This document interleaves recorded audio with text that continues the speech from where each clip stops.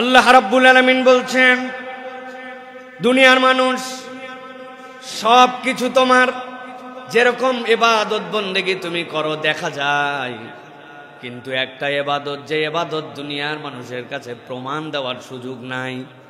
আপনি সালাত আদায় করেছেন কি করেন নাই এইটা দুনিয়ার মানুষ দেখতে পায়। আপনি যাকাত দিয়েছেন কিনা কেউ না জানলেও আপনার ম্যানেজার বা যিনি হিসাব রাখে অন্তত মানুষ বুঝতে পারে এই লোকটার সম্পদ এরকম যাকাত দেয় না। আপনি দুনিয়ার বুকে যদি হজ করেছেন কি করেন নাই আপনার যেরকম এটি দেখা যায়, কিন্তু একমাত্র ইবাদত হচ্ছে সিয়াম। আপনি যদি স্বীকার করেন আপনার থেকে যে আপনি সিয়াম আছেন, কারো প্রমাণ করার সুযোগ নাই আপনি সিয়াম নাই। আর আপনি যদি নিজে নিজে ওইটা ভেঙে ফেলেন, দুনিয়ার মানুষের কাছে প্রমাণ নাই যে আপনি ভেঙেছেন কি ভাঙেন নাই। এই রমাদান আপনাকে একটা বিশুদ্ধ হৃদয় দান করে, যেই হৃদয় কেবলমাত্র আল্লাহর জন্য কাজ করে।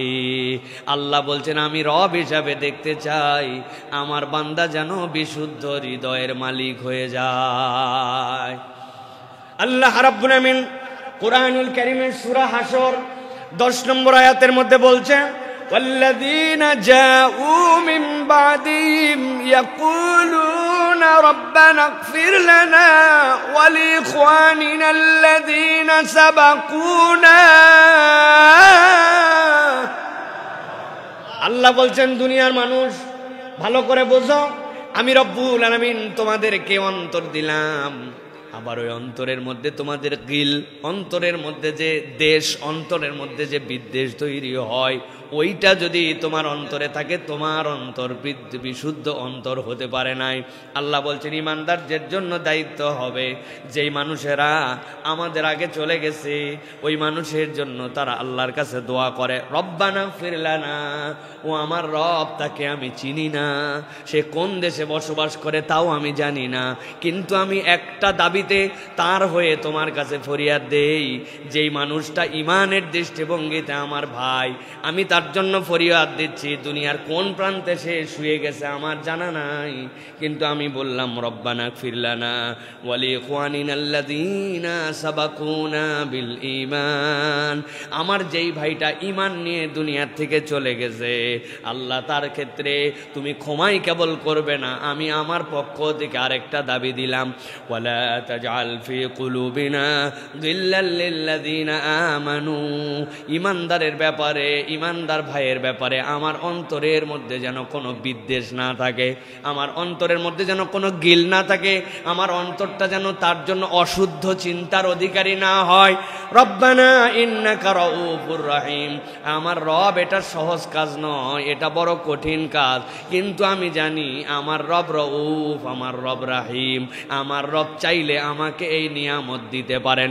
এই জন্য ঈমানদার মাত্র আল্লাহর বান্দা হিসাবে নিজেকে যদি আল্লাহর কাছে উপস্থাপিত করতে চায়, অন্তরের মধ্যে হিংসা বিদ্বেষ, অন্তরের মধ্যে গিল রাখা যাবে না। পচা এক অন্তর নিয়ে আমি আল্লাহর সামনে হাজির হয়েছি, সিয়াম পালন করতেছি, আমি দেখাচ্ছি রব আমি তোমার জন্য না খেয়ে আসি, আমি তোমার জন্য পানাহার ত্যাগ করেছি, কিন্তু অপর মুসলমানের জন্য অন্তরের ভিতরে তার হিংসা, তার অন্তরের ভিতরে অপরের প্রতি খারাপ ধারণা, তার অন্তর ভর্তি অপরের জন্য অশুভ কামনা, অন্তর তার পবিত্র হয় নাই।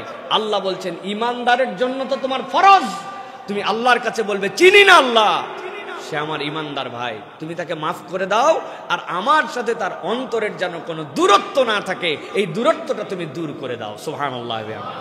এইটা হচ্ছে একটা সুগন্ধিযুক্ত অন্তর, এই অন্তরের দাম আল্লাহ বলছেন সবচেয়ে বেশি। এই অন্তর তুমি যদি গঠন করতে না পারো তাহলে তোমার কিচ্ছুই ঠিক হয় নাই। নবী করিম সাল্লাল্লাহু আলাইহি সাল্লাম বলছেন, ইজা সালুহাত সালুহাল জাসাদু কুল্লু ওয়া ইজা ফাসাদাত ফাসাদাল জাসাদু কুল্লু আলা ওয়া হিয়াল কলব। উপরে পোশাক অনেক সুন্দর, চেহারাটাও এক্সিলেন্ট, 6 ফিট টল, দেখার কোনো সৌন্দর্যের অভাব নাই, কিন্তু নবী বলছেন তোমার ভিতরটা ঠিক হয় নাই, তোমার কিচ্ছু ঠিক হয় নাই, কেননা ওই কল্পটা যদি তোমার ঠিক না হয় তোমার কোনো কিছুই ঠিক হয় নাই। এই জন্য মানুষের জীবনে তার রিফ্লেকশনটা পড়ে অন্তর থেকে।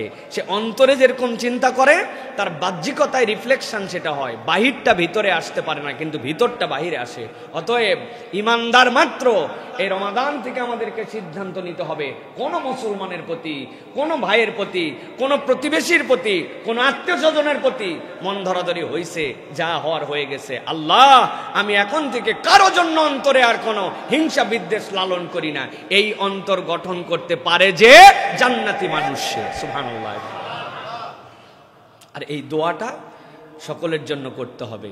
এই দোয়াটা যার জন্য করছি, কিয়ামত পর্যন্ত যে ভাইয়ের আসবে ওই দোয়ার হকদার তাহলে আমি হব। কেননা আমার আরেক ভাইও যখন বলবে আল্লাহ সাবাকুনা বিল ঈমান, যারা ঈমানের উপরে চলে গেছে তুমি তাদেরকে মাফ করে দাও। আপনি কি জানেন কোন লোক আপনার এই দোয়ার হকদার হয়ে গেছে? আপনি আমি কেউ জানি না। অতএব আমি যদি এই দোয়াটা আমার জীবনেও মৃত্যুর পরে পেতে চাই, তাহলে এই দোয়াটা সকলের জন্য করতে হবে। আল্লাহ যেন আমাদেরকে তৌফিক দান করেন। তাহলে 1 নম্বর হচ্ছে বিশুদ্ধ অন্তর। মনে থাকবে তো ইনশাআল্লাহ? অন্তর অশুদ্ধ, এইটা নিয়ে চলবে না প্রিয় ভাইরা। আমরা কথায় কথায় হিংসা, আমাদের অনেক মা বোনেরাও আছে এখন বিভিন্ন পারিপার্শ্বিক বিষয় নিয়ে হিংসা করে। একজন অমুকের সন্তানটা একটু ভালো স্কুলে চান্স পাইছে, তার রেজাল্টটা একটু ভালো হয়েছে, অমুকের ড্রেসটা সুন্দর, তার ফ্ল্যাটটা কিনা হয়ে গেছে, তাদের একটা নতুন গাড়ি হয়ে গেছে, সহ্য করতে পারে না। এরকম আছে না ভাই? আছেন? সহ্য হয় না, জলে, খালি ভিতরে জলে। এই জন্য আপনার অন্তরে হিংসা বিদ্বেষ আছে কিনা এইটার একটা থার্মোমিটার আছে পরীক্ষা করার জন্য। সেটা হচ্ছে অপরের কল্যাণ দেখে আপনার ভিতরে যদি একটু অস্বস্তি হয়, একটু কেমন কেমন লাগে, তাহলে বুঝবেন আপনার মনের মধ্যে এখনো ঝামেলা আছে। আর আপনার মন বিশুদ্ধ কিনা বুঝবেন অপরের যতই কল্যাণ হোক, আপনি বলেন আলহামদুলিল্লাহ দিল থেকে, ওইটা কেউ দেখতে পায় না, কিন্তু আপনি জানেন, সাথে সাথে কামনা করেন আল্লাহ আমার ভাইকে আরো দাও, আর আমাকেও তার সাথে দাও, তোমার ভান্ডারে তো কম নাই। এটা হচ্ছে ইমানদারের দাবি হবে। আর ইমানদার যদি উল্টাটা করে, তাহলে ওইটা তার জন্য কোনো কল্যাণ নিয়ে আসবে না, উল্টা তার জন্য ওটা বিপদের কারণ হবে। কেননা তার সব ঠিক, কিন্তু অন্তরটা দুর্গন্ধওয়ালা। তাহলে আমাদের অন্তরকে পরিষ্কার করতে হবে। মনে থাকবে তো ইনশাআল্লাহ? 2 নম্বরে আল্লাহ রাব্বুল আমিন বলছে, দুনিয়ার মানুষ সিয়ামের মাধ্যমে যে শিক্ষাটা অর্জন করে ওইটা তার পুরা জীবনের জন্য দরকার, সেইটা হচ্ছে সবর। আল্লাহ রাব্বুল আলামিন কোরআনুল কারীমের মধ্যে বলছেন, ইয়া আইয়ুহাল্লাযীনা আমানুসবিরু ওয়া সাবিরু ওয়া রাবিতু ওয়াত্তাকুল্লাহা লাআল্লাকুম তুফলিহুন। আল্লাহ ডাক দিয়ে বলছেন, ইমানদার, তুমি যদি ইমানের উপরে আল্লাহর কাছে ইস্তেকামত থাকতে চাও, তুমি যদি আল্লাহর কাছ থেকে রিওয়ার্ড পেতে চাও, রব্বুল আলামিন বলছেন ইমানদারদের জন্য দায়িত্ব হচ্ছে আল্লাহ রব্বুল আলামিনের সন্তুষ্টির উপরে সবর করা। যে ইমানদারের জীবনে সবর নাই, ওই ইমানদারের জীবনে আসলে ইমানের পূর্ণতা নাই। এই জন্য সালাফরা বলছে একজন ইমানদার মৌলিকভাবে 2টা দিকে তাকে সবর করতে হয়। একটা হচ্ছে সবরুল উলিয়া, আরেকটা হচ্ছে সবরে সুগরা। মনে রাখবেন, সবরে সুগরা আমাদের জীবনে আছে। অসুখ হয়ে গেছে, তারপরে আল্লাহর প্রতি অসন্তুষ্ট হই নাই, রব্বুল আমিন ভালো করে দিবেন। সন্তানটা আমার অত ভালো রেজাল্ট করতে পারে নাই, তাও রব্বুল আমিনের প্রতি আমি সবর করে আছি, আমার রব হয়তো কল্যাণকর কিছু করে দিবেন। দোকানে ব্যবসায় লস হয়ে গেছে, কামাই রুজি নাই, তারপরে আল্লাহর প্রতি সন্তুষ্ট আছি। এইটা হচ্ছে সবরে সুগরা। কিন্তু সবরে উলিয়া হচ্ছে আল্লাহর বিধান যেটা আপনার সামনে এসেছে, আপনি দুনিয়া একদিক হয়ে যেতে পারে, কিন্তু আপনি কোনো অজুহাতে কোনো কারণ দেখায় আল্লাহর বিধান থেকে আপনি কখনো বাইপাস করেন না, আল্লাহর বিধান থেকে আপনি দূরে সরে যান না। একটুখানি মিথ্যা বললেই ব্যবসাটা হয়ে যেত, বিক্রিটা হয়ে যেত। একটুখানি যদি সুদে টাকা ধার নিতাম, তাহলে আর একটু পুঁজিটা বেড়ে যেত। ও চিন্তা করছে সুদ হারাম, মিথ্যা হারাম। আপনি হাজার প্রচেষ্টা করার পরেও সে সবর করে থেকে গেছে, আমার আল্লাহর বিধানের উপরে আমি আছি, আমি আমার আল্লাহর হুদুদকে অতিক্রম করি না। মূল সবর হচ্ছে এইটা, বান্দা যত প্রতিকূল অবস্থায় হোক আল্লাহ রাব্বুল আলামিনের হুকুমকে অমান্য করে না। ওইটার নাম কি? সবর। কঠিন ক্ষুধা, আমি বাথরুমের ভিতরে গেছি, যাওয়ার পরে শাওয়ার ছেড়ে দিছি। শাওয়ার ছেড়ে দেওয়ার পরে পানি অত অ্যাক্টিং করেও খাওয়া লাগে না, নাকের উপর দিয়ে চলে যাচ্ছে, আমি 2 বার খালি খেয়ে নিছি। কি সমস্যা? দুনিয়ার কেউ তো দূরের কথা, নিজেও বুঝতে পারি নাই যে 2 ঢোক মেরে দিছি আমি। কিন্তু বলতেছে না না না, আমি আল্লাহর জন্য সবর করে আসি, কষ্ট হোক, কেউ না দেখুক, আমার রব দেখতেছে। রমাদান বলতেছে তুমি যে আল্লাহর জন্য হাজার তৃষ্ণার পরে পেট ভিতরে ডাকাডাকি, আপনাদের পেট ডাকে কিনা জানি না, ওরে ডাকাডাকি সন্ধ্যার পরের থেকে পেট চিন্তা করে, আমার খাদ্য দাও, আমার খাদ্য দাও, চো চা কো কা করে না ভাই, হা হা। বলতে তুমি যত ডাকো কাজ হবে না, আমার আল্লাহ বলছেন খাওয়া যাবে না, সূর্য ডুববে তারপরে খাওয়া, এটা হুদুদুল্লাহ। আল্লাহ বলছেন তুমি যেরকম এই সবর করো, ওই রকম তোমার জীবনে প্রত্যেকটা ক্ষেত্রে আল্লাহর বিধানে তুমি যদি সবর করো, তাহলে রমাদানের শিক্ষা তোমার মধ্যে আসছে। প্রিয় ভাইরা, এই জন্য আল্লাহ রাব্বুল আলামিন বলছেন সবর করো। এই জন্য সবর আলা তাআত, সবর আলাল মাআসি আর সবর আলাল মানাজির, 3টা ক্ষেত্রে সবর আছে। যে আপনি গুনাহ থেকে বেঁচে থাকার সবর করেন, আরেকটা সবর করেন আল্লাহ রাসূলের ইতাআতের সবর, আরেকটা হচ্ছে নিজের অন্তর যা চায় সেটা নয়, আল্লাহ যেভাবে চান ওইটার উপরে সবর করা। এই সবর এই 3টা জায়গায় আছে আমাদের জীবনে। আমরা যদি এই সবর করি, তাহলে আল্লাহ রাব্বুল আলামিন আপনার আমার জন্য এই রমাদানকে, শিক্ষাকে গ্রহণ করে জান্নাতে যাওয়ার কারণ ঘটায় দিবেন। সুবহানাল্লাহ বলেন। তাহলে আজকে আমরা গুনাগুন শুনতেছি কয়টা? 11টা। কয় নম্বর গেছে? 2টা। 3 নম্বরে রমাদান আপনাকে কি শিখায়? রমাদান আপনাকে বিশ্বস্ততা দেয়। আল্লাহ বলছেন তুমি বিশ্বস্ততার গুণ অর্জন করো। আল্লাহ রাব্বুল আমিন কোরআনুল কারীমের মধ্যে বলছেন, সূরা নিসা 58 নম্বর আয়াত, আল্লাহ বলছেন ইন্নাল্লাহা ইয়া'মুরুকুম আন তুআদ্দুল আমানাতি ইলা আহলিহা ওয়া ইযা হাকামতুম বাইনান নাসি আন তাহকুমু বিল আদল ইন্নাল্লাহা নি'মা ইয়া'iযুকুম বিহি ইন্নাল্লাহা কানা সামিআন বাসীরা। আল্লাহ রাব্বুল আমিন বলছেন, ও দুনিয়ার মানুষ, আমি তোমাদের জন্য দায়িত্ব দিলাম, ইন্নাল্লাহা ইয়া'মুরুকুম, আল্লাহ তোমাদেরকে নির্দেশ দিচ্ছেন, আন তুআদ্দুল আমানাতি ইলা আহলিহা, তোমার যে যে প্রাপ্য আছে ওই প্রাপ্য যার, ওই অনুযায়ী তুমি তোমার আমানতদারিতা। আয়াত আল্লাহ রাব্বুল আমিন বলছেন, আল্লাহর পক্ষ থেকে নির্দেশ হচ্ছে তুমি যার হক আছে তার হকটা তুমি আদায় করে দাও। তোমার ওই হক আদায় করতে যে তুমি যেন কখনো 2 নম্বর করো না। আল্লাহ নবী এটার দৃষ্টান্ত উপস্থাপন করেছেন। তাফসিরে কুরতুবির ভিতরে এসেছে, মক্কার লোকেরা সোম আর বৃহস্পতিবার কাবার দরজা খুলে দিত। কাবার দরজা খুলে দেওয়ার পরে যারা পজিশন অনুযায়ী, লোক অনুযায়ী ওই ব্যক্তিগুলা তখন খানায় কাবার মধ্যে ঢুকতো। খানায় কাবার মধ্যে ঢুকে ঢুকে সেই সময় তারা ইবাদত করত। নবী করিম সাল্লাল্লাহু আলাইহি সাল্লাম কোনো এক সোমবারে খানায় কাবার দরজা তখন খুলে দেওয়া হয়েছে। খানায় কাবার চাবির মালিক ছিল তখন উসমান বিন তালহা। নবীজি বললেন, ওসমান, আমার তো হৃদয়ের মধ্যে চাই আমি একটু কাবার ভিতরে ঢুকবো।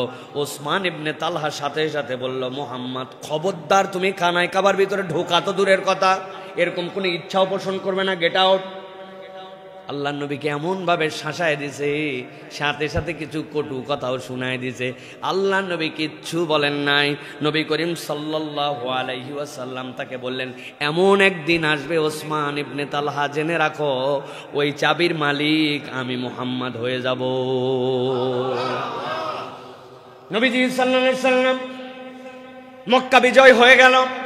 মক্কা বিজয় হওয়ার পরে আল্লাহ নবী সাল্লাল্লাহু আলাইহি ওয়াসাল্লামের ভয়ে তটস্থ সবাই, কিন্তু নবীজি জেনারেল ক্ষমা করে দিলেন, কেবল 11 জন ব্যক্তিকে ক্ষমার বাহিরে রাখলেন।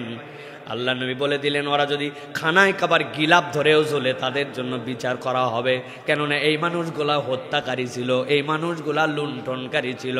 ইসলাম হত্যাকারী, লুণ্ঠনকারী, ব্যভিচারীর জন্য কোনো ক্ষমার সুযোগ রাখে নাই। নবী করিম সাল্লাল্লাহু আলাইহি ওয়াসাল্লাম এরপরে খবর দিতে বললেন, ওসমান বিন তালহা কোথায়, ডাক দাও তো। উসমান বিন তালহার হৃদয়ের মধ্যে আর পানি নাই। মুহাম্মদ সাল্লাল্লাহু আলাইহি ওয়াসাল্লামকে খানায় কাবায় ঢুকতে তো দেই নাই, উল্টা আবার তাকে গালাগাল করেছিলাম। আল্লাহ নবী বলেন, চাবিটা দাও তো ওসমান। উপায় নাই, আর নবীজির হাতে দিয়ে চাবি দিয়ে দিয়েছে। আল্লাহ নবী বললেন, ওসমান তোমাকে ক্ষমা করে দেওয়া হলো, তোমাকে মাফ করে দেওয়া হলো। এরপরে আল্লাহ নবী চাবি খুলে খানায় কাবার ভিতরে ঢুকলেন, খানায় কাবাকে পরিষ্কার করলেন। আল্লাহ নবী সেখানে আল্লাহর জন্য সিজদায় পড়ে গেলেন। আল্লাহ নবী সাল্লাল্লাহু আলাইহি ওয়াসাল্লাম সিজদা থেকে উঠলেন, দীর্ঘ সময় পরে যখন বেরিয়ে আসলেন, আসার পরে হযরতে আবু বকর, হযরত ওমর, হযরত ওসমান, হযরত আলী সবাই তাকায় আছেন। খানায় কাবার যে চাবি, এইটার একটা ইজ্জত আছে, আর খানায় কাবার চত্বরে হাজিরা যারা আসে তাদেরকে জমজমের পানি খাওয়ানো, এইটার একটা ইজ্জত আছে। এই দুইটা নিয়ামতের মালিক যে, মক্কার বুকে তারা বিশাল বড় ফাঁপড় নিয়ে চলাফেরা করে। মক্কা থেকে যখন রিহলাত আশ-শিতাই ওয়াস-সাইফ, একটা ইয়েমেনের সফর হতো, আরেকটা সফর হতো ওই তুরস্কে, আরেকটা সফর হতো। ওই মানুষগুলা যখন রওনা দিতেন, আল্লাহ রাব্বুল আলামিন কোরআনুল কারীমের মধ্যে বলেছেন, এরা দুই দফা দুই দিকে সফর করার জন্য যেত, সিরিয়ায় যেত আর ইয়েমেনে যেত। সুযোগ পাইলে জোর যার মুল্লুক তার ডাকাতি করে তাদের সম্পদ নিয়ে নিত। কিন্তু যেই না কুরাইশ কাফেলাকে কোনো ডাকাত এসে ধরতো, সাথে সাথে তারা বলতো, আমাদেরকে ধরার তোমার অধিকার নাই, কেননা হাজিদেরকে আমরা পানি খাওয়াই। এই কথা শুনলে ডাকাতরাও তাদেরকে ছেড়ে দিত না, এরা সম্মানিত। এখন যেই মানুষরা ইসলামের জন্য এত ডেডিকেটেড, এত বেশি ইসলামের জন্য অবদান রেখেছেন, সবাই তাকায় আছেন। আল্লাহ নবী তো খানায় কাবার থেকে বের হয়ে দরজার চাবি লাগাইছেন, চাবিটা এখন যে পাবে তার সম্মান বেড়ে যাবে। আল্লাহ নবী ডাক দিলেন, ওসমান ইবনে তালহা এবং তার বংশের লোকেরা কোথায়? তারা চিন্তা করছে, খানায় কাবায় ঢোকার আগে নবীজি কিছু বলে নাই, এখন ভিতর থেকে বেরিয়ে আসছে। ওই দিন তাকে কেবল ঢুকতেই দেই না এরকম নয়, খারাপ ব্যবহার করেছিলাম, যা ইচ্ছা তাই আচরণ করেছিলাম। এখন তো আল্লাহ নবী কেবলমাত্র ওসমান বিন তালহাকে ডাকে নাই, সাথে সাথে সব তার বংশের লোককেও ডেকেছে। আজকে ফতে মক্কার পরে আল্লাহ নবীর উপরে একটা কথা বলবে এরকম কারো শক্তি নাই।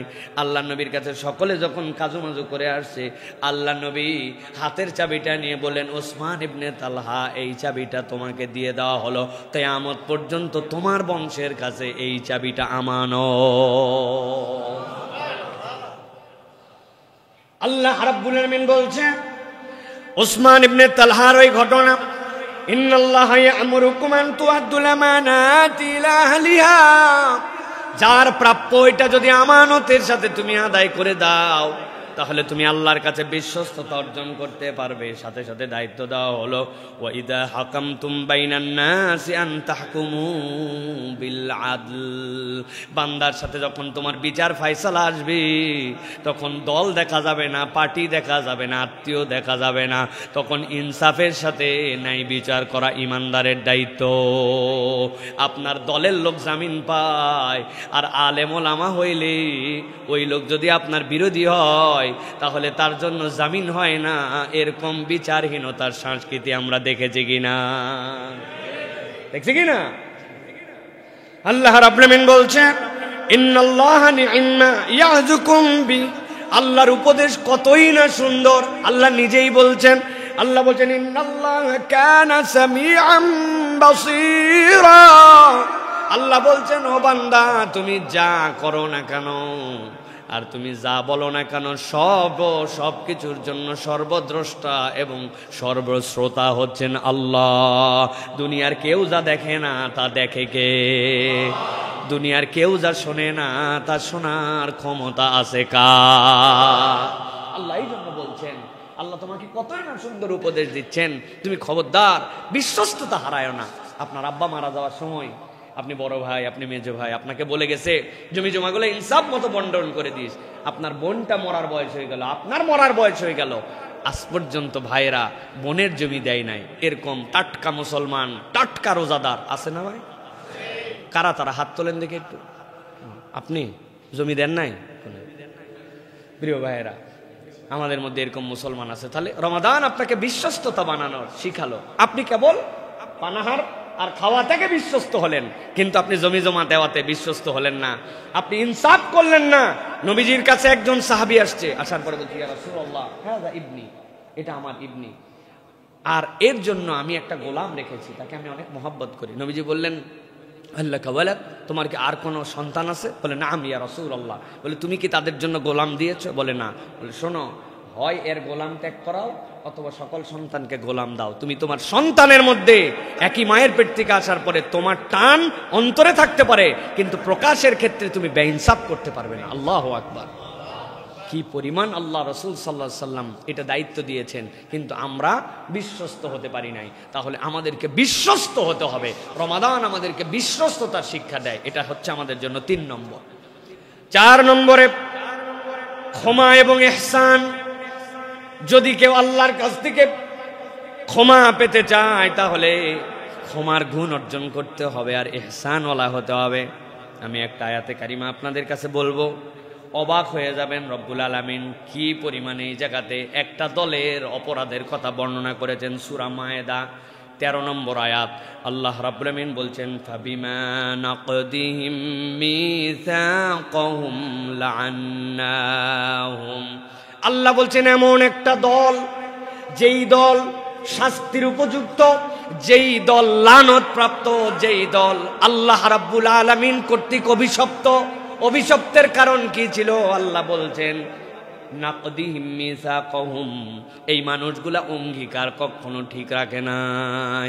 আল্লাহর কাছে ওয়াদা করছে একটা, আর ওয়াদা ভঙ্গ করত, এই কারণে আল্লাহর শাস্তিপ্রাপ্ত। গভীর মনোযোগে খেয়াল করেন, টপিকের নাম হচ্ছে ক্ষমার ইহসান। কিন্তু আল্লাহ কি বলছেন খেয়াল করেন। আল্লাহ বলছেন এই মানুষেরা অঙ্গীকার রাখতো না, এই জন্য আল্লাহর পক্ষ থেকে এই মানুষগুলা সব সময় অভিশপ্ত। আল্লাহ বলছেন তাদের আরেকটা দোষ, ওয়াজআলনা কুলুবাহুম কাসিয়া, এই মানুষগুলা যখন অঙ্গীকার ভঙ্গ করেছে, ওয়াদা করে ওয়াদা রাখে নাই, তখন তাদের অন্তরগুলা শক্ত হয়ে গেছে। ওই অন্তরের মধ্যে আর কোন রকম দয়া নাই, ওই অন্তর আল্লাহর দিকে বিনয়ী হয় না। এটা তাদের 2 নম্বর অপরাধ।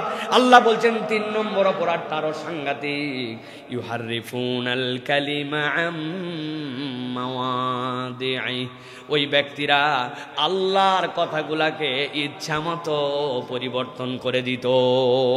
নিজেদের স্বার্থে যা দরকার ওইটা রাখতো, আর নিজেদের স্বার্থে যেটা দরকার নয় আল্লাহর কথাকে পর্যন্ত তারা বিকৃত করতে একটুকু তাদের হাত পা কাঁপতো না, একটু তাদের মনের মধ্যে কোনো রকম কষ্ট হতো না। আল্লাহ রাব্বুল আলামিন বলছেন, ওয়ালা তাযালু তাত্তালিউ আলা খায়িনাতিন মিনহুম ইল্লা কলিলা। আল্লাহ বলছেন আর এই মানুষগুলা, আরেকটা দোষ তাদের মধ্যে ছিল, এই মানুষগুলা আল্লাহ রাব্বুল আলামিনের হুকুম আহকাম থেকে অল্প সংখ্যক ছাড়া তারা পৃষ্ঠ প্রদর্শন করতে একটুকু তাদের কাছে কোনো রকম আল্লাহ রাব্বুল আলামিনের জন্য ভয় হতো না। আল্লাহ বলছেন এই মানুষ, যেই মানুষেরা অভিসম্পাদপ্রাপ্ত অঙ্গীকার থেকে দূরে থাকে, যেই মানুষদের অন্তরগুলা শক্ত হয়ে গেছে, আল্লাহর কথাগুলাকে বিকৃত করে, যেই মানুষগুলা আল্লাহর বাণীকে পৃষ্ঠ প্রদর্শন করে, অল্প সংখ্যক বাদে বুঝার পরেও তারা সেখান থেকে সরে আসে। আল্লাহ বলছেন এত অপরাধ থাকার পরেও নবী আপনাকে দায়িত্ব দেওয়া হলো ফাআফু আনহুম ওয়াসফাহ, 1 নম্বর দায়িত্ব আপনি তাদেরকে ক্ষমা করে দেন, আর আপনি তাদেরকে এড়িয়ে চলেন, পাশ কাটিয়ে চলেন। এই মানুষগুলার সাথে সম্পর্ক রাখবেন না, ঘনিষ্ঠতা থাকবে না, কিন্তু এই মানুষগুলাকে আপনি পারলে ক্ষমা করে দেন। একবার চিন্তা করে দেখেন এই মানুষগুলার আল্লাহ বলছেন তারপরেও আপনি তাদেরকে ক্ষমা করে দেন। আল্লাহ রাব্বুল আমিন বলছেন ইন্নাল্লাহা ইউহিব্বুল মুহসিনিন, নিশ্চয় রব তাকে পছন্দ করেন যেই ব্যক্তিরা ইহসানওয়ালা। অতএব আল্লাহর কাছে যদি আমি ক্ষমা পেতে চাই, তাহলে মানুষকে ক্ষমা করা, ভুলকে ক্ষমা করা, এটা হচ্ছে ইমানদারের অন্যতম ভূষণ হবে। এখনকার সমাজে আমরা খুব টাইট হয়ে গেছি, ভুল করছে তার একটা পানিশমেন্ট লাগবে, ভুলই এটাকে আমরা কখনো আর নিজের মনে করে, আপন মনে করে এটা আমরা ক্ষমা করতে পারি না। অথচ আল্লাহর কাছে বান্দা যদি ক্ষমা পেতে চায়, তাহলে বান্দাকে ক্ষমা করতে জানতে হবে। হজের সফরে আপনাদের কাছে বলেছিলাম এর আগে, আমার এক মুরব্বী আরাফার ময়দানে আমি বক্তব্য দিচ্ছি, ওই সময় বললাম আসেন আমরা আমাদের টোটা ফাটা ভুল ভ্রান্তি যা আছে সবাইকে ক্ষমা করে দেই।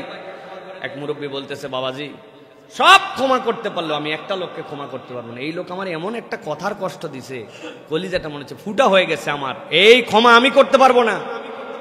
আমি রাগের মাথায় একটুখানি কৌশল করে ওনাকে ধাক্কা দেওয়ার জন্য বললাম যে চাচা আপনি যদি ওনারে ক্ষমা করতে না পারেন আল্লাহ আপনারে ক্ষমা করবে না। কথা হচ্ছে আল্লাহ যে কারে ক্ষমা করবে আর করবেন এটা বলার আমি কে?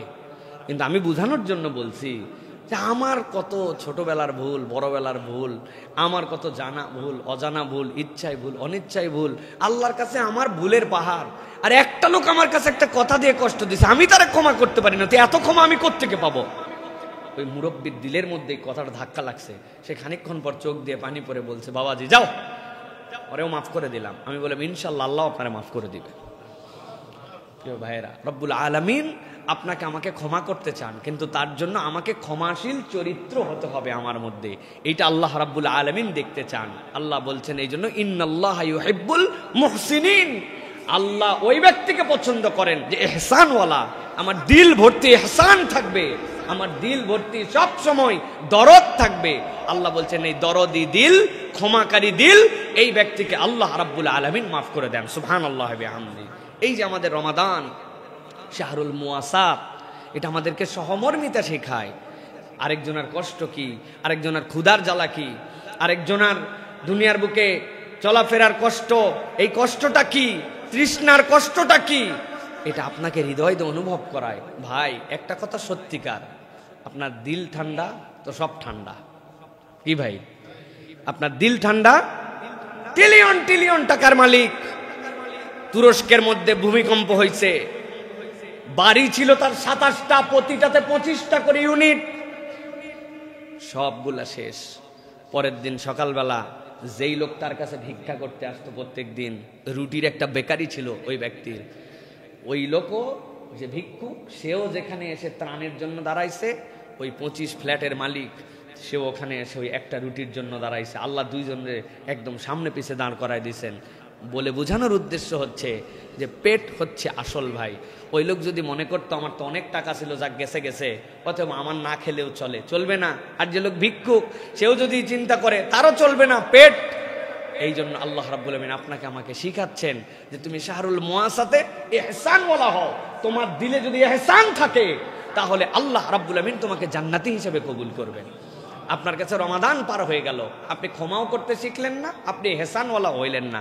আল্লাহ তো দোয়াই শিখাইছেন যে হে বান্দা তুমি আমার কাছে দোয়া করো, আল্লাহুম্মা ইন্নাকা আফুউন তুহিব্বুল আফওয়া ফাআফু আন্নি। আল্লাহ আমার অপরাধের শেষ নাই, তুমি আমাকে ক্ষমা করো। আর জানি আল্লাহ তুমি না ক্ষমা করা পছন্দ করো, আল্লাহ অতএব আমাকে তুমি মাফ করে দাও। যেই রব ক্ষমা করা পছন্দ করে তার কাছে আমি মাফ চাচ্ছি, আর আমি কাউকে ক্ষমা করি না, তাহলে কেমনে হইল ভাই?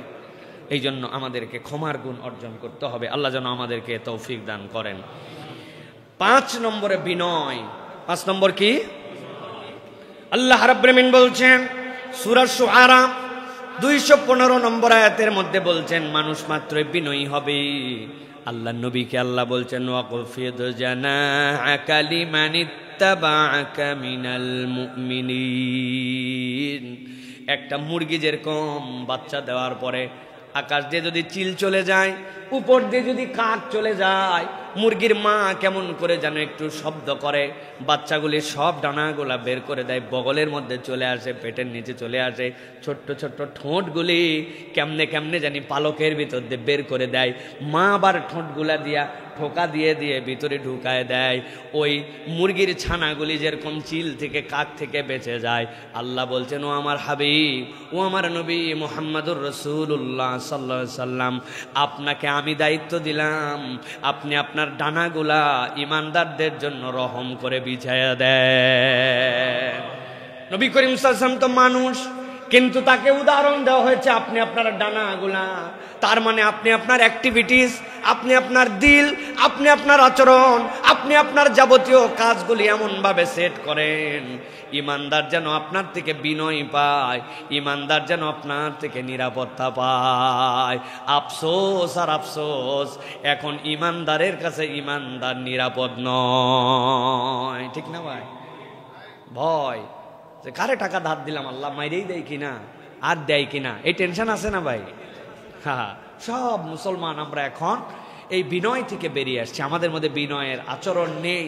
আমরা এমন ক্রুয়েল হার্ট হয়ে গেছি যে আমাদের মধ্যে বিনয়, এমনকি ফ্যামিলির সাথে নাই, বাচ্চা কাচ্চার সাথে নাই, কোনো জায়গায় আমাদের মধ্যে বিনয় নাই। যে যত বেশি উগ্র, যে যত বেশি রাগী, যে যত বেশি বদমেজাজি, সে তত বেশি পার্সোনালিটিওয়ালা, এরকম একটা ভাব আমাদের মধ্যে চলে আসছে। অথচ বিনয়ী হওয়া, নম্র হওয়া, হযরত আয়েশা সিদ্দিকা রাদিয়াল্লাহু তাআলা থেকে বর্ণনা আসছে, তিনি বলছেন যাকে বিনয় দেওয়া হয়েছে এই পৃথিবীর সব সে পেয়ে গেছে, আর যার মধ্যে লজ্জা দেওয়া হয়েছে সে ইমানের সব পেয়ে গেছে। যার লজ্জা আছে তার ইমান আছে, যার বিনয় আছে তার দিন তার সাথে আছে। সুবহানাল্লাহ। অতএব প্রিয় ভাইয়েরা, আমাদেরকে বিনয়ী মানুষ হতে হবে। আপনাকে সিয়াম কিভাবে বিনয়ী বানাচ্ছে খেয়াল করেন। আপনার সাথে কেউ গন্ডগোল করতে আসছে, আপনি বলবেন ভাই আমি রোজাদার, ভাই আমি তোমার সাথে ঝগড়াঝাটি করবো না, ভাই দোষ যার হয় হোক, কিন্তু আমি তোমার সাথে ঝগড়াতে নাই, তোমার সাথে গন্ডগোলে নাই। এই প্র্যাকটিস না সিয়াম আপনাকে শিখিয়েছে। কিন্তু আমরা তো রোজা থেকে এখন ক্ষুধা পেটে, আর এদিকে মাথা গরম, আরো ডবল গরম আমাদের মধ্যে। না ভাই, আগে কিল দিত না, এখন কিল দেওয়ার জন্য উঠে যায়। ওরে বাবারে বাবারে, এত গরম আমাদের মধ্যে। অতএব আপনাকে ট্রেনিং দিচ্ছে যে আপনি সবচেয়ে, সেনাবাহিনীর মধ্যে বলা হয় হার্ড ট্রেনিং সহজ যুদ্ধ। আপনি যত বেশি ট্রেনিংটা কঠিন করবেন তত বেশি যুদ্ধ আপনার জন্য সহজ হবে। আপনি যদি ট্রেনিংয়ে ছাড় দেন তাহলে যুদ্ধে জিততে পারবেন না। এখন আপনার ট্রেনিং, আরে বেটা এমনি তো পেট ভরা থাকলে এমনি মেজাজ ঠান্ডা থাকে, এখন পেট ফাঁকা, লম্বা দিন, গরম, আরেকজন আবার চেতাইছে, এখন না তোমার পরীক্ষা দেওয়ার কথা। তুমি তো পেট ভরা, পরিবেশ ভালো, ভদ্রলোক সবগুলা, না তোমার গন্ডগোলের পরীক্ষা কি? এখন না পরীক্ষা দিতে হবে তোমার, যে তোমার ক্ষুধার জ্বালায় অস্থির, তৃষ্ণায় বুক ফেটে যাচ্ছে, লোক উল্টা পাল্টা তারপরেও কথা বলতেছে, চাইলে আমি কিল লাগাই দিতে পারি, কিন্তু আমি সিয়াম আছি, আমি ট্রেনিং নিচ্ছি। আল্লাহ বলছেন এই বিনয়ের ট্রেনিং তুমি যদি নিতে পারো তো বিনয় হচ্ছে জান্নাতি মানুষের গুণাগুণ। সুবহানাল্লাহ। 6 নম্বরে আল্লাহ রাব্বুল আমিন বলছে সূরা ইব্রাহিমের 7 নম্বর আয়াতের মধ্যে, দুনিয়ার মানুষ তুমি যদি রব্বুল আলামিনের কাছে, আল্লাহর কাছে তুমি যদি গ্রহণযোগ্য হতে চাও, রব্বুল আলামিনের কাছে প্রিয় পাত্র হতে চাও, আল্লাহ বলছেন তাহলে তোমাকে শুকরগুজার বান্দা হতে হবে। যার জীবনে শুকরিয়া নাই তার জীবনে আসলে রবের কাছে উপস্থাপন করার মতো কিছুই নাই। আল্লাহ কোরআনে বলছেন وَإِذْتَأَذَّنَ رَبُّكُمْ لَئِنْ شَكَرْتُمْ لَأَزِيدَنَّكُمْ وَلَئِنْ كَفَرْتُمْ إِنَّ عَذَابِي لَشَدِيدٌ। শতবার আপনাদের কাছে বলেছি, আল্লাহ রাব্বুল আমিন এই আয়াতে কারিমা উম্মতে মুহাম্মাদির জন্য দেন নাই। এই আয়াতে কারিমা ছিল মূসা আলাইহিস সালামের কওমের জন্য, যেই কওম 1 বছর 2 বছর নয়, হাজার হাজার লাখ লাখ তাদের পুরুষ সন্তানকে মেরে ফেলা হয়েছে, তাদের নারীগুলাকে তারা দাসী বানিয়ে রেখেছে, তাদের কোনো সামাজিক মর্যাদা ছিল না, তাদের কোনো সম্মান ছিল না। ওই মানুষগুলাকে আল্লাহ রাব্বুল আমিন নিজ কুদরতে ফেরাউনের কবল থেকে মুক্ত করলেন। আল্লাহ রাব্বুল আমিনের কুদরত দেখায়া তাদেরকে সমুদ্র পার করে দিলেন। একটা রাস্তা দিয়ে নয়, 12টা রাস্তা দিয়ে পার হয়ে গেল, ওই পারে উঠে গেল। উঠে যাওয়ার পরে পিছনে তাকায় বলতেছে, মুসা পার তো হয়ে গেলাম, কিন্তু রাস্তা তো আর নষ্ট হয় নাই, ওই রাস্তাতে তো ফেরাউনও আসতেছে, কেমনে পার করায় কি লাভ হলো বলো তো? এত বেশি এরা উদ্ধত, এত বেশি গাফেল। আল্লাহ ওইটার মধ্যে ফেরাউনকে চুবায় মেরে ফেললেন। এরপরে মূসা আলাইহিস সালামকে বলতে বললেন, বলো তোমার কওমকে যে তোমরা যদি এখন আল্লাহর কৃতজ্ঞ হও আল্লাহ নিয়ামত বাড়ায় দিবেন, আর যদি আল্লাহর অকৃতজ্ঞ হও জেনে রাখো আল্লাহর আযাব বড় কঠিন। ওই যে মূসা আলাইহিস সালামকে পার করা হলো, এরপরে মূসা আলাইহিস সালাম বলেন চলো এখন সবাই মিলে আমরা বাইতুল মুকাদ্দাস এইটাকে উদ্ধার করে এরপরে আমরা ক্ষান্ত হব। যেই রব আমাদেরকে এত বড় মুক্তি দিলেন, ফেরাউনের 8 লক্ষ লোককে সমুদ্রের তলায় চুবায় মেরে ফেললেন, সাথে সাথে তারা বলতে শুরু করলো আমাদের হাতে এত সময় নাই, কেবল আমরা একটু আরাম পাইছি, তুমি আর তোমার আল্লাহ যায় যুদ্ধ করো, আমাদের যুদ্ধে যাওয়ার সময় নাই। নাউজুবিল্লাহ। আল্লাহ মরুভূমির মধ্যে তাদেরকে ফালালেন, ফালাই এমন একটা সার্কেলের মধ্যে ঢুকাই দিলেন, 40 বছর এক জায়গায় খালি ঘুরছে আর ঘুরছে, ঘুরছে আর ঘুরছে, বের হতে আল্লাহ দেন নাই। ওই 40 বছর একটা প্রজন্মকে আল্লাহ ধ্বংস করে দিয়া তাদের উত্তরাধিকার যারা তাদেরকে বিশুদ্ধ রূপে তৈরি করে তারপরে আল্লাহ রাব্বুল আমিন বাইতুল মুকাদ্দাসকে বিজয় করেছেন। কিন্তু ওদের এই অকৃতজ্ঞতার কারণে আল্লাহ ছোট্ট একটু জায়গার মধ্যে 40 বছর তাদেরকে ঘুরাইছেন। আল্লাহ বলছেন ওই রব তোমাদেরকে বলছেন লা ইন শাকারতুম লা আযীদান্নাকুম ওয়া লা ইন কাফারতুম ইন্না আযাবি লাশাদীদ। আমি আল্লাহ দায়িত্ব দিলাম, তুমি আল্লাহর প্রতি কৃতজ্ঞ হও।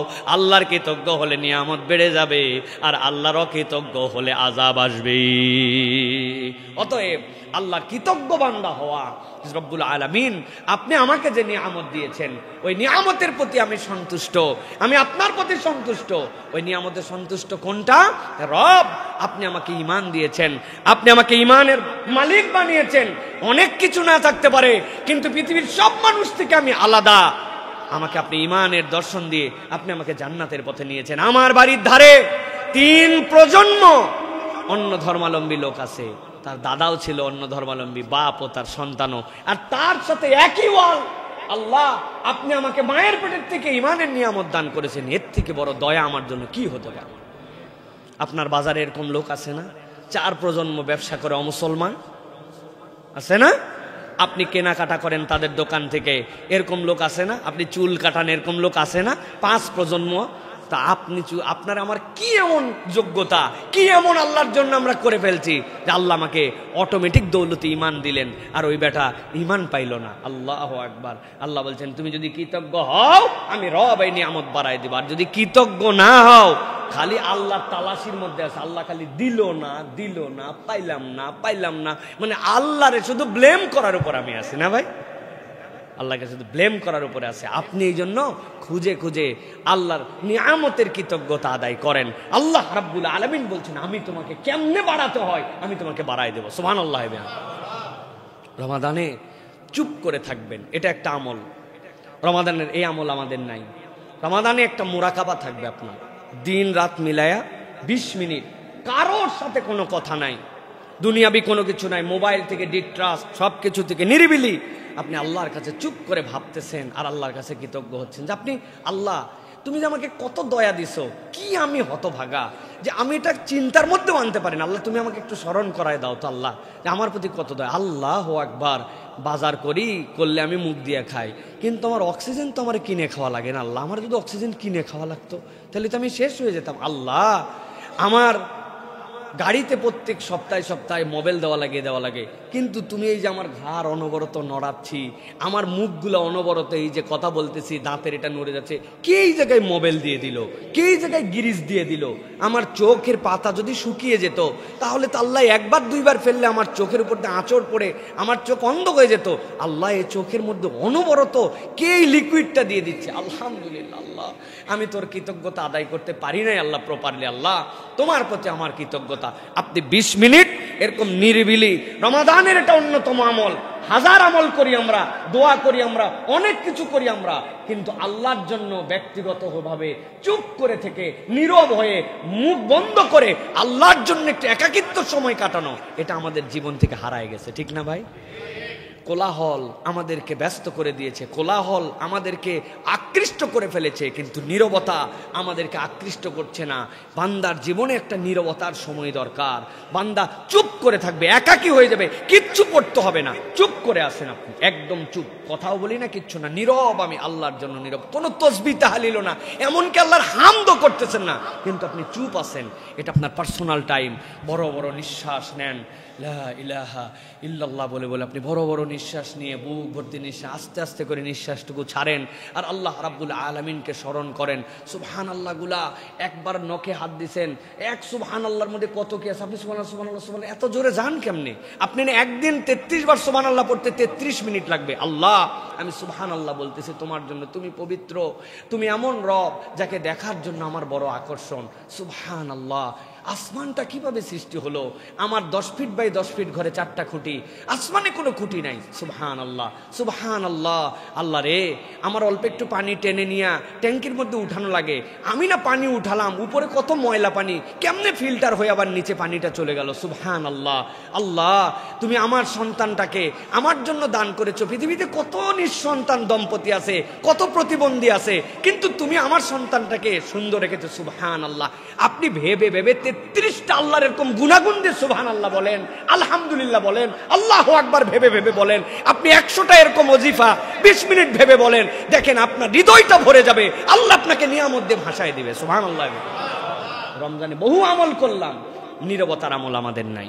অতএব এই নীরবতা, আল্লাহর জন্য চুপ করে যাওয়া, ভেবে ভেবে আল্লাহর জন্য একটুখানি মনে মনে আল্লাহকে কৃতজ্ঞতা জানানো, এটা হচ্ছে আল্লাহর পক্ষ থেকে আপনার আমার নিয়ামত প্রাপ্তির অন্যতম একটা অনুষঙ্গ হবে। আল্লাহ আমাদেরকে তৌফিক দান করেন। বাসায় সবাই ঘুমায় গেছে, চুপ করে উঠে যাবেন। উঠে গেলাম, উঠে যাই একাই। অনেক লোকের সামনে অনেক কিছু হয় না ভাই, কেউ জেনে ফেললে আমল করে মজা পাওয়া যায় না।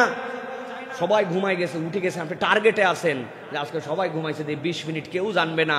চুপ করে একটু ড্রয়িং রুমের ফাঁকে, চুপ করে একটুখানি টেবিলের ফাঁকে যাই একটুখানি 2 রাকাত সালাত আদায় করে বসে গেছেন। বসে একটু দেখবেন দিল দিয়ে 1 দিন 2 দিন প্র্যাকটিস করেন, দিলের মধ্যে একটা তৃপ্তি পাবেন যে আমি আল্লাহর কৃতজ্ঞ বান্দা হতে চাই। আল্লাহ, আমি তো জানি না কেমনে তোমার কৃতজ্ঞ হতে হয়, আল্লাহ তুমি সেটাও আমার অন্তরের মধ্যে দিয়ে দাও রব্বুল আলামিন। আপনি যদি এইরকম করে আল্লাহর হামদ করেন, ইনশাআল্লাহ আল্লাহ রাব্বুল আলামিন আপনার আমার নিয়ামত বাড়াই দিবেন। বলেন আল্লাহুম্মা আমিন।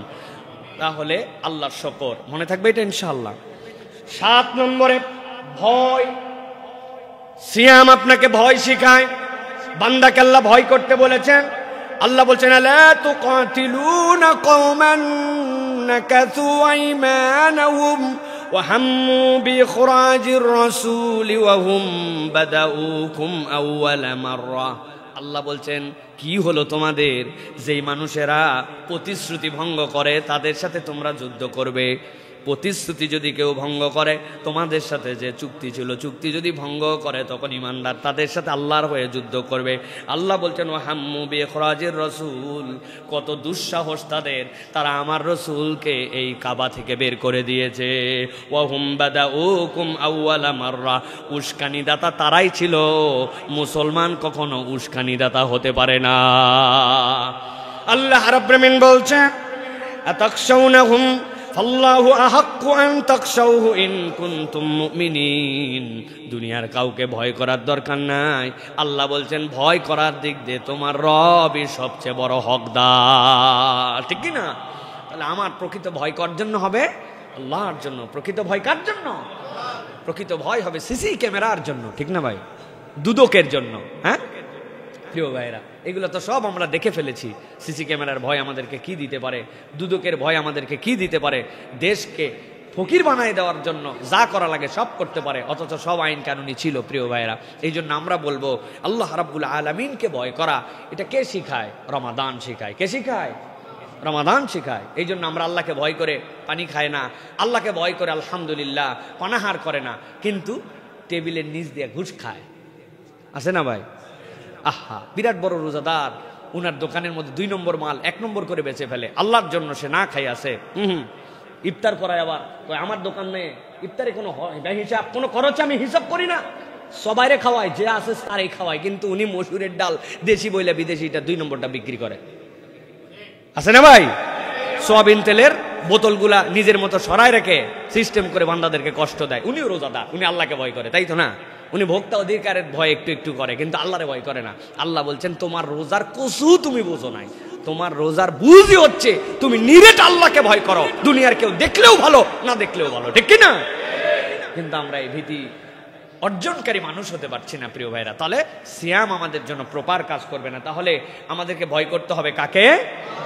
এটাকে মুখে মুখে, এটা অন্তর থেকে ফিল করতে হবে যে আমি যে আল্লাহর ভয়ে খাই না, পানাহার করি না, চোখের গুনাহ করি না, আমি এই অপরাধ থেকে বেঁচে থাকার চেষ্টা করি, ওই রব তো আমাকে সবসময় দেখে রে ভাই। তাহলে আমি কেমনে ওই রবকে ফাঁকি দেওয়ার জন্য চিন্তা করলাম? কেমনে আমি চিন্তা করলাম পার্সোনাল ঘরের মধ্যে আমি মোবাইলে গুনাহ করতে পারি, এটা কেউ দেখলো না, বাথরুমে গুনাহ করতে পারি, কেউ দেখলো না, দুনিয়ার মানুষ বাহিরে জানলো না, আমি ভিতরে একরকম রূপ নিয়ে চলাফেরা করতেছি, বাহিরে হুজুর, ভেতরে শয়তান। আছে না ভাই? আছে, প্রচুর আছে। কি আমরা আবার আছে কি জিনিস? আছে বললেই তো মজা, এই আছে বাদ দিচ্ছি আমি, আমরা আছে বাদ। 8 নম্বরে ন্যায় নিষ্ঠা। আল্লাহ রাব্বুল আলামিন সূরা হুদ 112 নম্বর আয়াতে বলছে, দুনিয়ার মানুষ আমি আল্লাহ দায়িত্ব দিচ্ছি, ফাস্তাকিম কামা উমিরতা ওয়া মান তাবা মাআকা ওয়া লা তাতগাউ ইন্নাহু বিমা তা'মালুনা বাসীর। আল্লাহ বলছেন ফাস্তাকিম কামা উমিরতা, আল্লাহ যেরকম ভাবে নির্দেশ দিয়েছেন তুমি ন্যায়ের উপরে সেরকম ভাবে থাকো। ওয়া মান তাবা মাআকা ওয়া লা তাতগাউ ইন্নাহু বিমা তা'মালুনা বাসীর। খবরদার আল্লাহর পথ থেকে কখনো তুমি ধৃষ্টতা দেখিয়ে উদ্যত চরিত্র হয়ে তুমি বের হয়ে যেও না। জেনে রাখো তুমি যা করো সব আল্লাহ জানেন, সব রব্বুল আলামিন দেখেন। সাংঘাতিক আয়াত। ন্যায়নিষ্ঠ হওয়া জীবনের প্রত্যেকটা পর্যায়ে ন্যায়নিষ্ঠ হওয়া গুরুত্বপূর্ণ। আমি মনে করছি ন্যায়নিষ্ঠতার দায়িত্ব কেবল বোধহয় ওই যে জজ সাহেবের, তাই না? জজ সাহেবের না, প্রত্যেকের জীবনে ন্যায়নিষ্ঠতা আছে। প্রিয় ভাইয়েরা, আপনি ভেজা পা আপনার, ওযু করছেন, করে আপনি পরে মসজিদে আসছেন, আপনার স্যান্ডেলটা একটু পেছনে খুলছেন, খুলে আপনার ভেজা পা দিয়ে আরো 4 জনের স্যান্ডেল মারায়া, 4 জনের স্যান্ডেল চাপায়া চিন্তা করছেন কার স্যান্ডেল কি হয়েছে, আমি একে দেখছে তাই। আপনি ন্যায়নিষ্ঠ হতে পারেন নাই মানুষ হিসেবে। এখন ছোট্ট পয়েন্ট, কিন্তু মাথার মধ্যে ঢুকাই রাখেন, আপনি ন্যায়নিষ্ঠ হতে পারেন না। আপনি অপরকে কষ্ট দিচ্ছেন, আপনি যাওয়ার পরে স্যান্ডেলটা হাতে নিয়ে উপর থেকে ফালাই দিয়েছেন, ঠাস করে পড়ছে, ভিতরে একজন নামাজ পড়তেছিল, তার কষ্ট হয়েছে। আপনি এখনো ন্যায়নিষ্ঠ হতে পারেন নাই।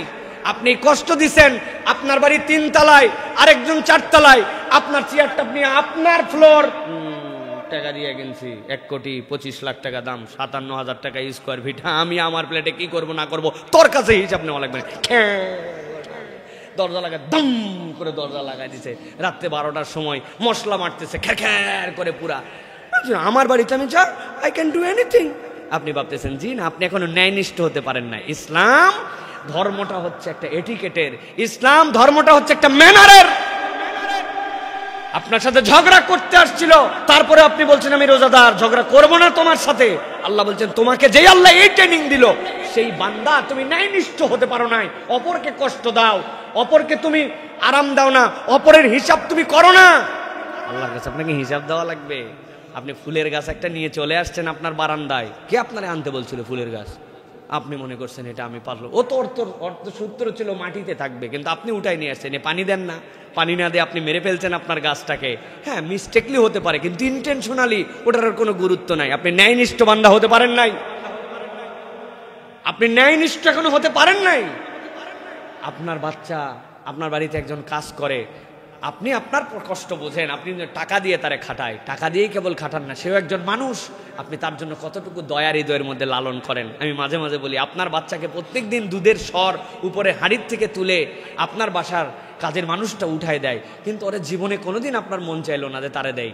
আপনার রান প্রত্যেক দিন আপনার বাচ্চা খায়, আপনার কাজের মানুষের ভাগে কোনোদিন একদিন আপনার রান গেল না। সবাই এরকম নয়, কিন্তু এগুলো আমাদের মাথার মধ্যে মনে রাখতে হবে। ওরে সারা জীবন মাটিতে ফালায় রাখলেন, আর আপনি সারা জীবন খাটে থাকলেন। ফাঁকা খাট আছে আপনার বাড়িতে অন্য ঘরে, তারপরেও সে কোনোদিন উপরে উঠে শুইতে পারলো না। আপনি ন্যায়নিষ্ঠ হতে পারেন নাই। সাহাবীরা বলতেছেন, নবী বলছিলেন তুমি যা পড়ো তাকে তাই পড়াও, তুমি যা খাও তাকে তাই খাওয়াও। আব্দুল্লাহ ইবনে মাসউদের খাদেমকে দেখে অপররা ঘাবড়ায় গেছে, আরে কোনটা মালিক আর কোনটা গোলাম। বলে তুমি এরকম বলে, আমার নবী ওই দিন বলার পরের থেকে বাবা আমার থেকে ভালো ওরে দেই, কারণ আমি ফাঁসে যেতে পারি। আল্লাহ আমার হিসাব আমাকে নাও নিতে পারেন, কিন্তু ওর জন্য যদি আমারে ধরেন, সুবহানাল্লাহ।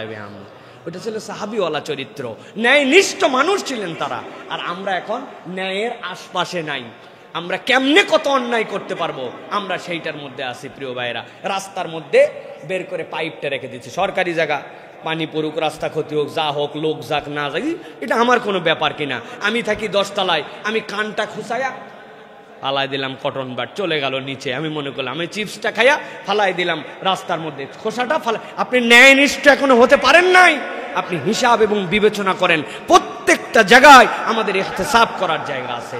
আমরা যদি হিসাব করে না চলি, তাহলে এইটা আমাদের জন্য কোনো ফায়দা দিবে না। আল্লাহ এই জন্য বলছেন যে তোমাদের মধ্যে সিয়াম পালন করে ঈমানের সাথে সওয়াবের আশায়। সওয়াবের আশা কখন মানুষ করে? যখন হিসাব করে সে চলে, কোনটা করলে সওয়াব, কোনটা করলে গুনাহ। এই বিবেচনা করে চললে আল্লাহ অতীতের গুনাহ মাফ করে দেয়। অতএব আমাদেরকে ন্যায়নিষ্ঠ হতে হবে, মনে থাকবে তো ইনশাআল্লাহ। 9 নম্বরে দয়া। আল্লাহ রাব্বুল আলামিন সূরা ইসরার 24 নম্বর আয়াতের মধ্যে বলছেন, সব মুসলমান এই আয়াত কম বেশি জানে। আল্লাহ বলছেন, ওয়াকফিদ লাহুমা জানাআয যুল্লি মিনার রাহমা ওয়া কুর রাব্বিরহামহুমা কামা রাব্বায়ানি সগীরা। আল্লাহ বলছেন, ও দুনিয়ার মানুষ, তোমার পিতা মাতা তোমার দয়ার জন্য সবচেয়ে বড় হকদার। বাপ মার জন্য যদি আপনার দয়া না থাকে, আল্লাহ বলছেন ওই ব্যক্তি আল্লাহর রহমত থেকে বঞ্চিত। আল্লাহ বলছেন, তুমি তাদের জন্য দয়া করো, তাদের জন্য তোমার ডানাগুলা বিছায় দাও, আর আল্লাহর কাছে দোয়া করো, রব্বিরহামহুমা কামা রাব্বায়ানি সগীরা। ও আমার আল্লাহ, তারা আমার ক্ষেত্রে ছোটবেলায় যেরকম দয়া করেছেন, আপনি আমাকে ওই রকম ভাবে তাদের জন্য দয়ার এই দোয়াটা কবুল করে নেন। কি দয়া করেছেন আব্বা আম্মা, একবার যদি কল্পনা করেন, হৃদয় আপনার দিয়ে যদি ভাবেন, এই আধুনিক জেনারেশন, এই জেনারেশন আমি সব জায়গায় বলি, এরা হচ্ছে ডায়াপার জেনারেশন। কিন্তু আমার মাকে আমি দেখেছি 7 দিন সূর্য ওঠে নাই, শীতকাল, কঠিন শীত, শৈত্যপ্রবাহ শুরু হয়ে গেছে। উত্তরবঙ্গের মানুষ আমরা, এমন শৈত্যপ্রবাহ, সূর্য নাই, কিচ্ছু নাই, পিঠা পিঠে আমাদের 7 ভাই বোন, ছোট 2টা ভাই, কাছাকাছি প্রায় 12-13 মাসের ছোট, 7 দিনের জন্য সূর্য ওঠে নাই। এখন তারা তো প্রস্রাব করে। আম্মাকে দেখছি চুলার উপরে কাঁথাগুলা কেমনে কেমনে যেন কষ্ট করে করে 5-7টা শুকায় নিয়েছে। শুকায় নেওয়ার পরে অর্ধেক রাত না যেতে যেতেই ডানের কাঁথা ভিজায় ফেলেছে, বামের কাঁথা 2টা ভিজায় ফেলেছে। বাড়ির সবাই ঘুমায় গেছিল, কিন্তু আম্মা ঘুমাতে পারে নাই। সন্তান যদি প্রস্রাব করে আর তার উপরে যদি থেকে যায় সারা রাত, সন্তান নিউমোনিয়া হয়ে যাবে, সন্তানের ঠান্ডা লেগে যাবে। ডানে ভিজাইছে, বামে নিছে, বামে ভিজাইছে, এরপরে বুকের মধ্যে নিছে, নিজের বুক ভিজে গেছে, তখন শাড়ির আঁচল দিয়ে বুক মুছে আবার সন্তানকে বুকের মধ্যে রেখেছে। তারপরেও সন্তানকে দূরে ঠেলে দেয় নাই। এক রাত যদি আমার মা আমার জন্য এই কষ্ট না করতো, আপনার আমার দুনিয়ায় টিকে থাকা হতো না। আল্লাহ রাব্বুল আলামিন বলছেন, এই তো তোমার মা, যেই মা যেই পিতা তোমার জন্য এত কষ্ট করেছে, তুমি কল্পনা করতে পারো নাই। আমি আমার মাকে এখন পর্যন্ত কোনোদিন দেখি নাই। রান্না করার পরে মুরগির রানটা নিজের পাতে নিচে, এত বড় হয়ে গেছে আমরা, তারপরে আম্মা ওই মুরগির রানটা আমার প্লেটেই তুলে দিবে। আব্বার প্লেটের মধ্যে নিচ থেকে তরকারি দিয়ে দিছে। তরকারি দেওয়ার পরে হঠাৎ করে মুরগির কলিজিটা চলে গেছে। জীবনে কোনোদিন আব্বাকে খেতে দেখি নাই। কলিজিটা তুলে পাশে সন্তানের মুখে, না হলে খাওয়া শেষ হয়ে গেলে ডাক দিবে, আয় আব্বা আয়, মুখের মধ্যে কলিজিটা তুলে দিছে। ওই আব্বা ওই আম্মা এত কষ্ট করেছে আপনার আমার জন্য। আল্লাহ বলতেছেন, আমি আল্লাহ দায়িত্ব দিলাম, ওয়াকফিদ লাহুমা জানাআয যুল, তুই সন্তান যত বড়ই হয়ে যাস না কেন, তুই আসলে কিছুই বড় হতে পারিস নাই। তোর ওই বড় হওয়ার পেছনে তোর বাপ মা তোকে এই পর্যন্ত ধাক্কায় নিয়ে আসে, তুই তার জন্য তোর ডানাগুলা বিছায়ে দে, আর আল্লাহর কাছে দোয়া কর, আয় রব, আমি তো কিছুই করতে পারি না, কিন্তু তারা আমার জন্য যেরকম দয়া করেছে, তুমি আল্লাহ রাব্বুল আলামিন আমার আব্বা আম্মার জন্য সেরকম দয়া করো। সুবহানাল্লাহ। আল্লাহ বলছেন, এই দয়া তোমাদের জন্য আল্লাহর পক্ষ থেকে দেওয়া দায়িত্ব, দেওয়া নিয়ামত। আপনার অন্তরে যদি দয়া না থাকে, আপনার অন্তরে কিচ্ছু নাই। আমরা অনেক ক্ষেত্রে দয়াদ্র হই, কিন্তু আমরা আমাদের চুজ করে করে কার জন্য দয়া করবো আর কার জন্য দয়া করব না এটা হিসাব করি। আল্লাহ বলছেন, এই রমাদান তোমাকে দয়ার শিক্ষা দেয়। আল্লাহ বলছেন, সাবাকাত রহমাতি আলা গদাবি, আমি আল্লাহ নিজের রাগও আছে, নিজের রহমতও আছে, কিন্তু আমার রহমতকে আমার আযাবের উপরে আমি বিজয়ী করে দিয়েছি। সুবহানাল্লাহ।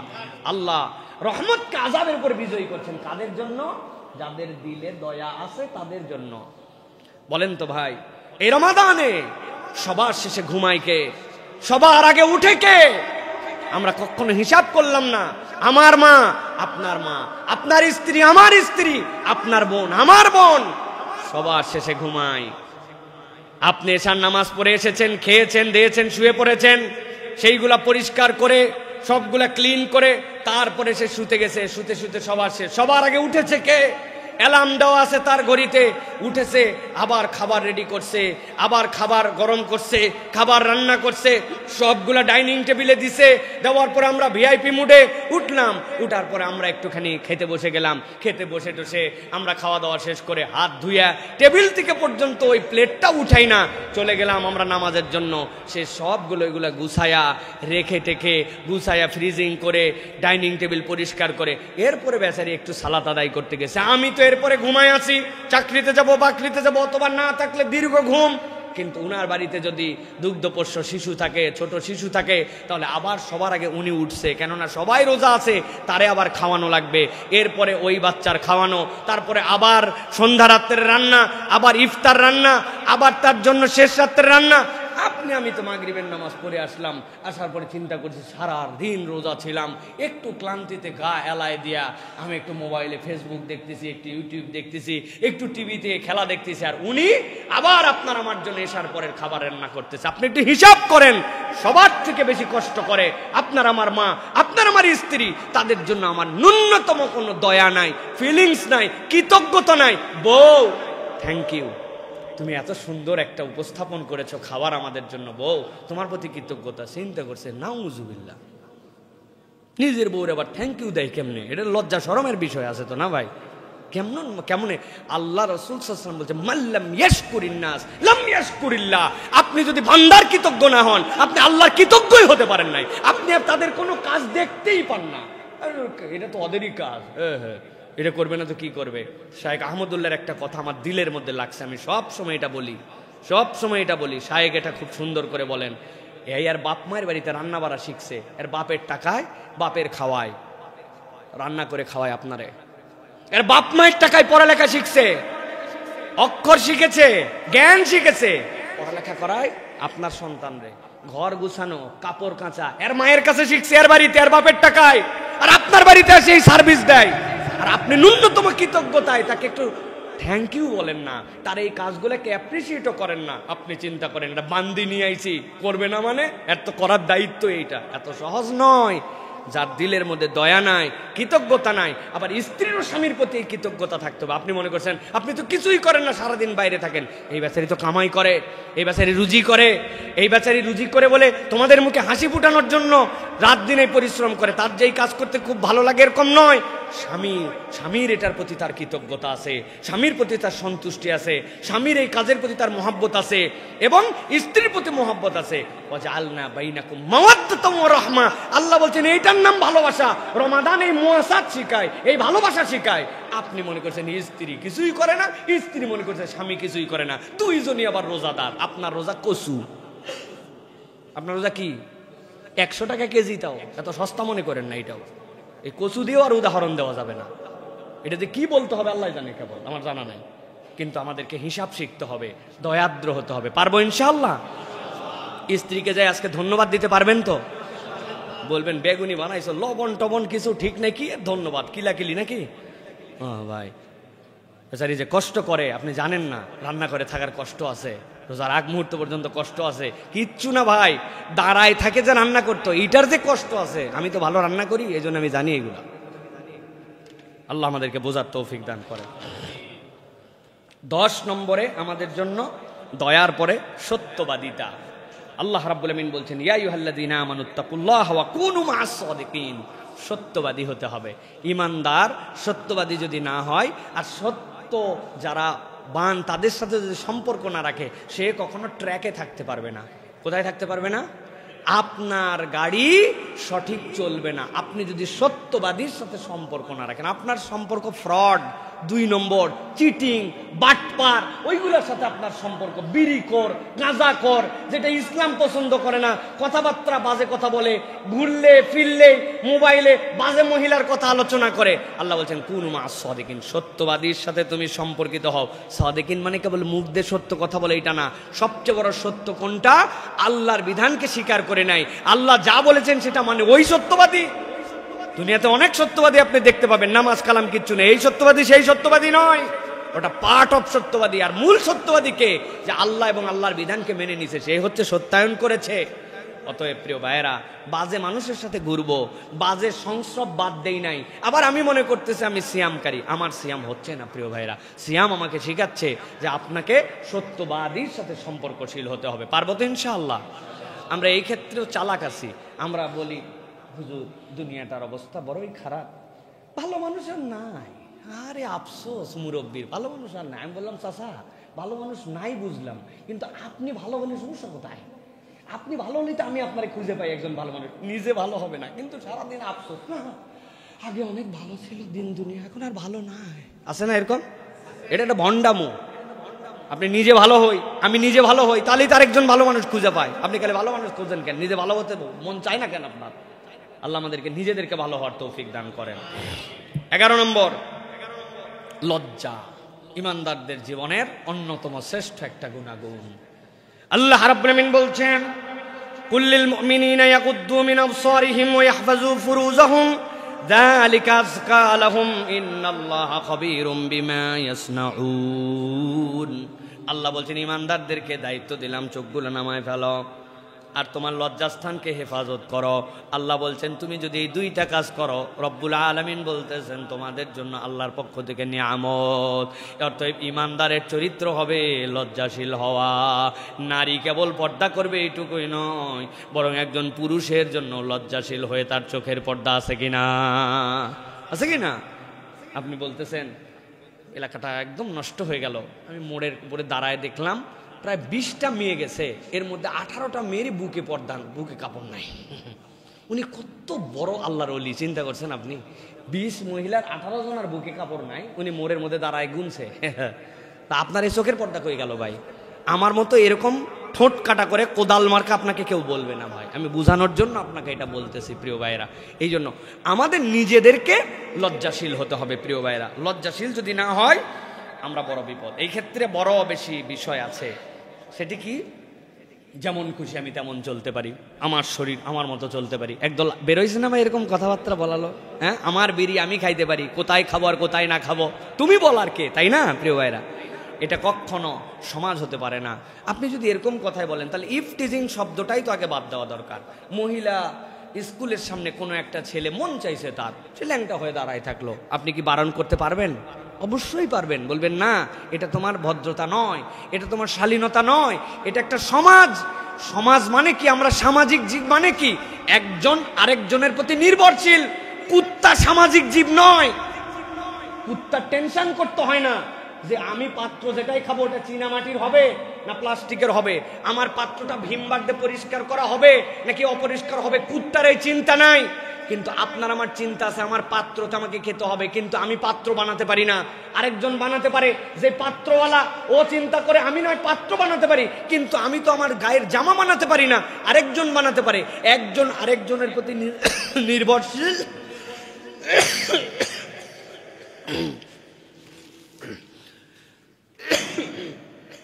একজন আরেকজনের প্রতি নির্ভরশীল, এই জন্য আমরা সামাজিক জীব। এখন আপনি সামাজিক জীব হয়ে আপনি বলবেন আমি যেমন ইচ্ছা তেমন চলতে পারি, আমার ইচ্ছা আমি সম্পাদন করতে পারি, এটা কখনো সামাজিক জীবের দাবি হতে পারে না। এটা কাদের জন্য হতে পারে? যারা উচ্ছৃঙ্খল, যারা এই সমাজকে, এই সমাজের তাহজিব তামাদ্দুনকে প্রায়োরিটি দেয় না, এরা হচ্ছে সেই দল। এরকম একটি দল আমাদের সমাজে এখন প্রভাব বিস্তার করে অন্য কোনো দিক দিয়ে তো আর ফোঁসফাঁস করতে পারতেছে না। এখন অল্প একটু ফুটা পাইলেই ওই দিক দিয়ে একটুখানি বিষ বাইর করার চেষ্টা করতেছে। আছে কিনা ভাই? আর কথায় কথায় মুসলমানদেরকে, ইসলাম মিশদেরকে তারা নানানভাবে কটু কথা বলে, নানানভাবে আমাদেরকে ব্যাকডেটেড বলে। আমরা বলি ভাই আমরা ব্যাকডেটেড, কিন্তু কোন পর্যন্ত? আমরা 1450 বছর আগে নবী যেখান থেকে আপডেট করে আমাদেরকে ক্লিক করেছেন ওইখান থেকে আমরা আপডেট। আর তুমি যা আপডেট হিসাব করতেছো ওই আপডেট এই কয়েকদিন আগেও, এই 1850-এর আগেও নারীর অধিকার আমেরিকার মতো জায়গাতেও ছিল না, সম্পদে অধিকার ছিল না। আর আমরা বেশি আপডেট না, তবে আমরা 1450 বছর আগে আমার নবী ওয়ারিসনামা নির্ধারণ করে গেছে। তোমার ভ্রূণ হত্যা অমুক হত্যার ক্ষেত্রে তুমি কেবল বলতেছো, আর আমার আল্লাহ নারীদের ইজ্জত দিয়ে 1450 বছর আগে ওইটাকে হারাম করে দিয়ে গেছেন। আমার আল্লাহ তুমি কেবল বলতেছো ইফটিজিং এর কথা, আমার আল্লাহ 1450 বছর আগে বলেছেন পুরুষ তোমার চোখকে নামাও। অতএব আপডেটেড শিক্ষা আমাদেরকে দিতে এসো না। তোমরা যদি আপডেট হতে চাও তাহলে ইসলামকে অনুসরণ করো, ইসলামের বাহিরে কোনো আপডেট কিচ্ছু পৃথিবীতে নাই, ঠিক না? তুমি বিড়ি খাবে রাস্তার মধ্যে খাও, কিন্তু তুমি এটা খাওয়ার পরে এটাকে গুরুত্ব নিবে না, সমাজকে এটাকে তুমি দায়িত্বের মধ্যে আনবে না, এটা কখনো হতে পারে না প্রিয় ভাইরা। এই জন্য আমাদের এই ব্যালেন্স করতে হবে। এটার নাম লজ্জা। যার মধ্যে লজ্জা নাই তার মধ্যে কিছু নাই, যার মধ্যে লজ্জা আছে তার মধ্যে সব আছে। প্রিয় ভাইরা, আমরা এই যে আল্লাহর হুকুম হাকাম পালন করি, এই ক্ষেত্রে আমাদের লজ্জা লাগবে। যে আল্লাহ আমাকে খাওয়ান, যে আল্লাহ আমাকে দেখেন, আমি তার সামনে কেমনে অন্যায় করি? আপনার এই লজ্জা কিন্তু আপনাকে ইমানের দিকে নিয়ে যাবে। অতএব লাজুকতা মানুষের জীবনের অন্যতম নিয়ামত। লজ্জাহীন হয়ে গেলে সমাজ পশুর কাতারে নেমে যাবে। আমরা ইতিমধ্যেই দেখতেছি সমাজ পশুর জায়গায় চলে গেছে, ঠিক কিনা ভাই? আরে আমরা বিয়ে শাদী করার পরে বোরখালি বউ হাত ধরে অন্য জায়গায় গেলে ভিতরে অস্বস্তি হয় 5 জনের সামনে, আর কতকগুলো আছে কি আর বিয়ে শাদী কিসের কি, তারপরেও হাত ধরা তো দূরের কথা, যা ইচ্ছা তাই ধরে ফেলতেছে। তাহলে কুকুর আর তার মধ্যে পার্থক্য কোথায়? রাগ করলেন ভাই?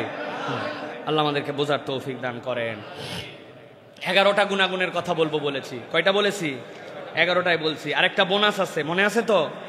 1 নম্বর হচ্ছে বিশ্বস্ত হৃদয়, 2 নম্বর আপনাদের কাছে কি বলেছি?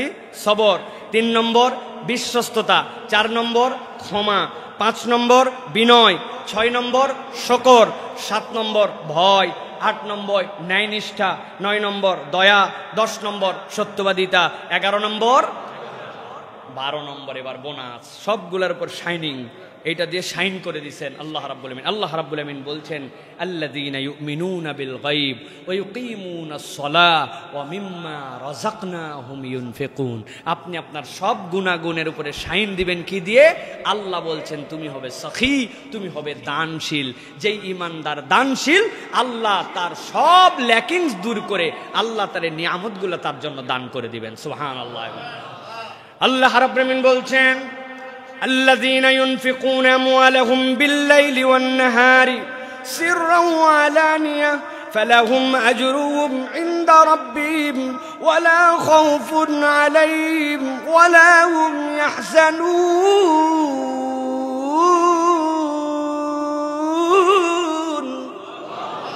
আল্লাহ বলছেন দুনিয়ার মানুষ, তুমি চিন্তায় আছো, তুমি ভয়ে আছো, দুশ্চিন্তা তোমার রিজিক নিয়া, দুশ্চিন্তা তোমার ইজ্জত নিয়া, দুশ্চিন্তা তোমার বারাকা নিয়া, ভয় তোমার সম্পদ যেন নষ্ট না হয়ে যায়, ইজ্জত যে পর্যন্ত অর্জন করেছে ওইটা যেন নষ্ট না হয়, আমার সম্পদটা যেন নষ্ট না হয়।